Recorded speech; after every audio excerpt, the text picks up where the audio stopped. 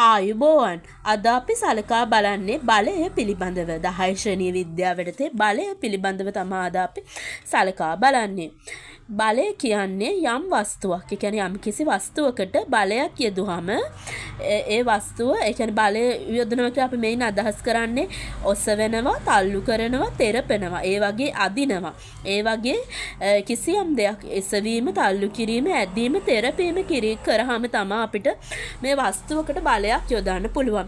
ඝර්ෂණ බලය කියලා අපිට මේ බලය යටතේ විශේෂිත බලයක් හඳුනා ගන්න පුළුවන්. ඝර්ෂණ බලය සෑම විටම අපේ යොදන බලයට මේ රූප සටහනේ තියෙන යොදන බලය 10යි නිව්ටන්. ඒ බලයට ප්‍රතිවිරුද්ධව මේ 9යි නිව්ටන් ඒ බලයට ප්‍රතිවිරුද්ධව ඇති වෙලා තියෙනවා.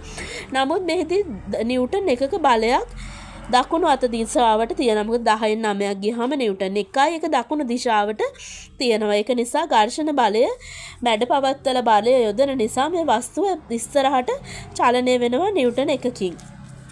ඊට පස්සේ අපි බලමු අපි විසින් යොදන බලයට අනුව සංප්‍රයුක්ත බලයේ වස්තුව අපි අපේ විසින් යොදන බලයට අනුව සංප්‍රයුක්ත බලයේ දිශාවට වස්තුව චලනය වෙනවා.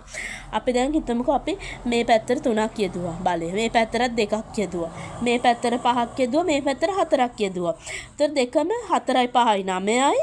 මෙතන 5යි 3යි 2යි 5යි. ඒතර වැඩිපුර බලය තියෙන්නේ මේ පැත්තට නිව්ටන් 4ක බලයක් තියදෙනවා. ඒ නිසා ඒ අනුව වස්තුව ඉදිරියට චලනය වෙනවා. මෙහිදී අපි සංප්‍රයුක්ත බලයේ දිශාවට වස්තුව චලනය වීම ගණන් ගන්නවා.